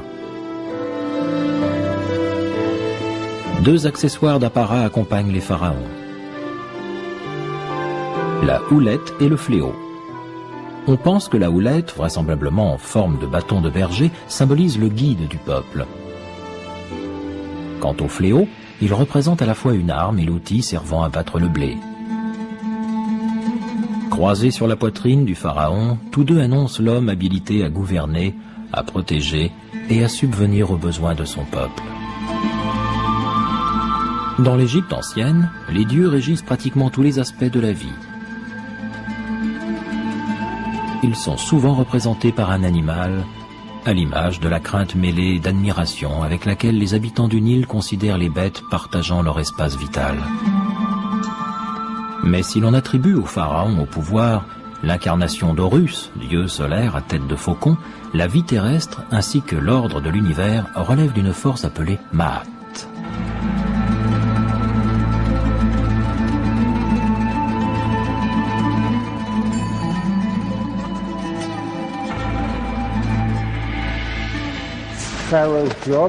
On pourrait dire que la tâche du pharaon consistait à faire en sorte que tout s'accorde avec le Ma'at. À défaut de quoi l'univers organisé, tel qu'il le connaissait, risquait d'imploser en un chaos aussi bien terrestre que cosmique. Le rôle du pharaon consistait donc à coordonner les efforts divins et humains afin de rester en phase avec le Ma'at. Il avait une fonction très importante, celle de contribuer à préserver l'univers.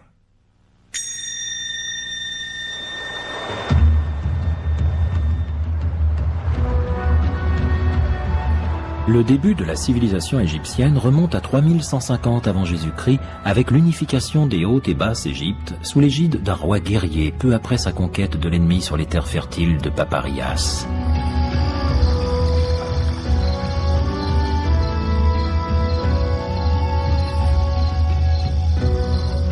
On doit cette découverte à une splendide palette de schiste vert foncé mise à jour lors de fouilles entreprises à Hierakonpolis, alors capitale de la Haute-Égypte, sur la rive ouest du Nil.